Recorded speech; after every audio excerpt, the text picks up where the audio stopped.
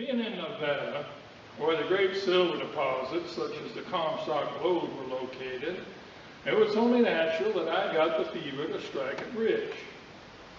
I suppose that all I needed to do was go out into the hills outside of Carson City, and I would find silver lying on the top of the ground. I would gather it up and get rich and go home and stop.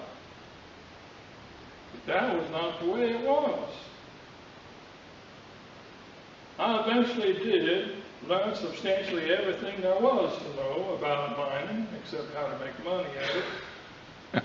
So I turned from mining to milling.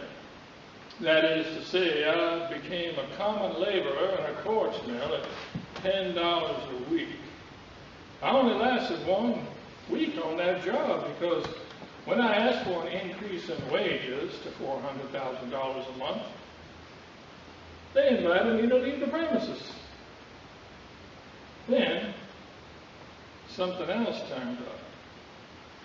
I had written a few letters for the press, and just when I was as broke as could be, I got a letter from the Virginia City Territorial Enterprise offering me $25 a week to go and be a reporter on that paper.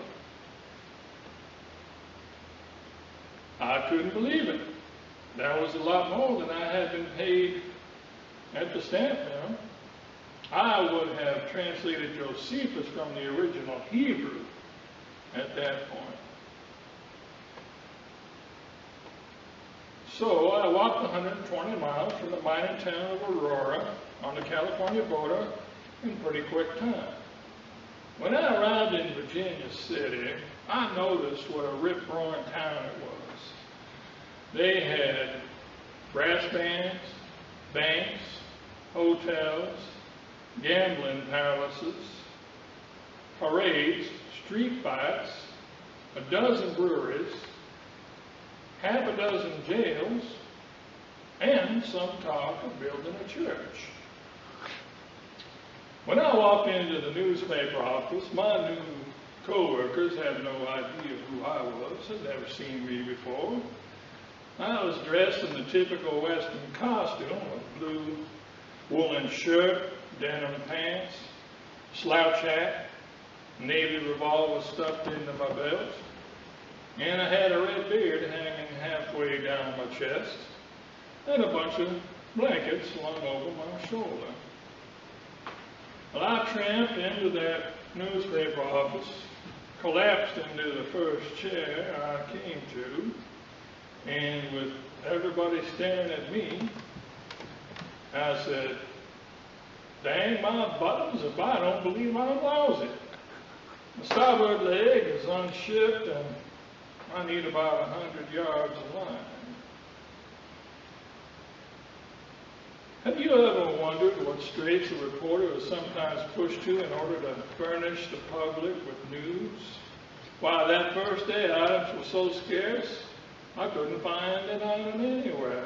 But as luck would have it, soon a lot of immigrants came in on their wagon train, and they had been fighting with the Indians and had got the worst of it. I got the list of their names of killed and wounded, and then by and by another train came in. They had had no trouble, and I was disappointed, of course, but I did the best I could. I cross-examined the boss immigrant and found out that they would be passing right on through and wouldn't be coming back to make trouble. So I got his list of names and added them to my killed and wounded, and so got ahead of all the other papers that way. The chief editor said he didn't want any better reporter than I was. I said, "You bring on your Indians and fetch out your immigrants and leave me alone. I will make the fur fly. I will hang a scalp on every sagebrush between here and the Missouri border." By the way, it was while I was a reporter for the Territorial Enterprise that I began to sign my dispatches Mark Twain. This was in 1863.